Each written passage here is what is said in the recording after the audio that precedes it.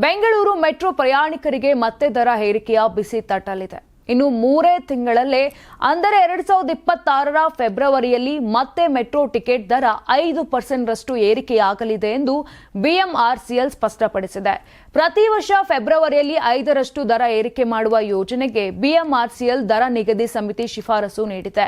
ಈ ಕ್ರಮ ಜಾರಿಗೆ ಬಂದರೆ ಈಗಾಗಲೇ ದುಬಾರಿ ಎಂಬ ಖ್ಯಾತಿ ಪಡೆದಿರುವಂತಹ ಬೆಂಗಳೂರು ಮೆಟ್ರೋ ದೇಶದಲ್ಲೇ ಅತ್ಯಂತ ದುಬಾರಿ ಮೆಟ್ರೋ ಎನ್ನುವ ಹೆಸರನ್ನು ಮತ್ತಷ್ಟು ಬಲಪಡಿಸಲಿದೆ. ಪ್ರಯಾಣಿಕರ ಆಕ್ರೋಶ ಈಗಾಗಲೇ ತೀವ್ರವಾಗಿದೆ. ಹಲವರು ಮೊದಲು ತಪ್ಪು ಲೆಕ್ಕ ಕೊಟ್ಟು ದರವನ್ನು ಹೆಚ್ಚಿಸಿ ನಂತರ ಪ್ರತಿ ವರ್ಷ 5% ಹೆಚ್ಚಿಸುವುದು ನ್ಯಾಯವೇ ಅಂತ ಪ್ರಶ್ನೆಯನ್ನ ಕೂಡ ಮಾಡ್ತಿದ್ದಾರೆ. ಕಳೆದ ಫೆಬ್ರವರಿ 9ರಂದು ಬಿಎಂಆರ್ಸಿಎಲ್ ಒಂದು ದಿನದಲ್ಲಿ 105.5% ದರ ಏರಿಕೆ ಮಾಡಿತ್ತು. ಈ ಅಚ್ಚರಿಯ ಏರಿಕೆಗೆ ಸಾರ್ವಜನಿಕ ಆಕ್ರೋಶ ಉಂಟಾಗಿ ನಂತರ ಅದನ್ನ 71.5%ಗೆ ಇಳಿಸಲಾಯಿತು. ಆದರೆ ಈ ಇಳಿಕೆಯಲ್ಲಿ ಕೂಡ ಲೆಕ್ಕದ ತಪ್ಪು ನಡೆದಿದೆ ಎಂಬ ಆರೋಪಗಳು ಮತ್ತೆ ಎದುರಾಗಿವೆ.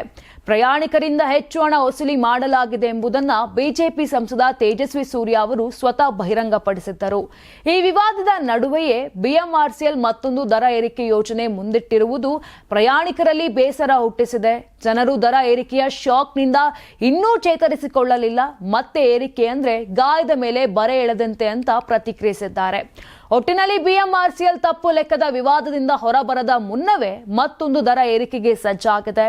ಮೆಟ್ರೋ ಪ್ರಯಾಣ ಈಗ ಸುಲಭ ಸಾರಿಗೆ ಮಾರ್ಗಕ್ಕಿಂತ ದುಬಾರಿ ಪ್ರಯಾಣದ ಭಾರವಾದ ಹೊರೆ ಆಗುತ್ತಿದೆ.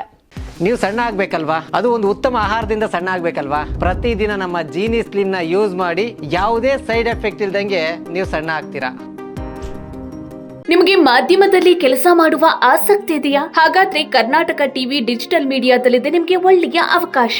ಆಯ್ಕೆಯಾದವರಿಗೆ ಉಚಿತ ತರಬೇತಿ ಕೊಡ್ತೀವಿ. ತರಬೇತಿ ನಂತರ ಕೆಲಸ ಮಾಡುವ ಅವಕಾಶನೂ ಕೊಡ್ತೀವಿ. ಈ ಕೂಡಲೇ ನಿಮ್ಮ ಮಾಹಿತಿಯನ್ನ ಮೇಲ್ ಮಾಡಿ.